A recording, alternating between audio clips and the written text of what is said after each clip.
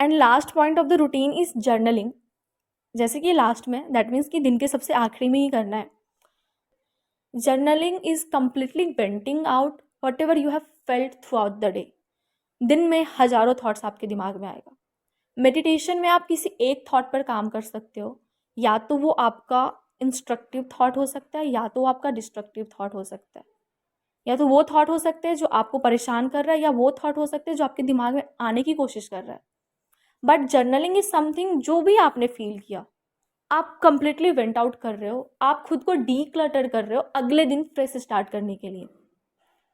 D cluttering से mean ये होता है कि आप पेन पेपर पे आपने पूरे दिन में जो थॉट आया, जो मेजर थॉट था और जो आपके दिमाग में अभी तक रह रहा है, आप वो लिखोगे।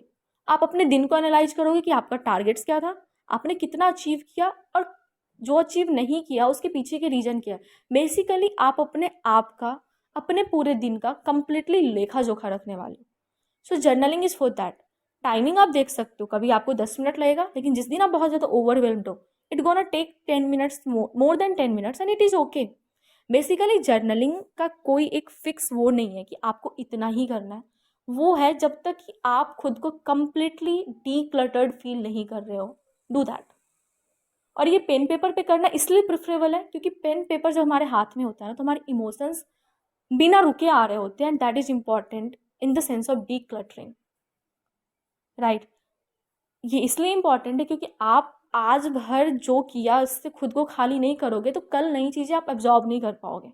जस्ट लाइक कि हमारे फ़ोन का स्टोरेज भर जाता है तो हमें कुछ फाइल्स डिलीट करनी पड़ती है, राइट। एंड वेंट आउट करने की जो आदत है ना, वो आपको बहुत स्ट्रॉन्ग सेंस देगा। तो आपने जो भी फील किया, अगर कोई थॉट नहीं आ रहा है, आपका दिन काफ़ी न्यूट्रल गया, दैट इज ओके।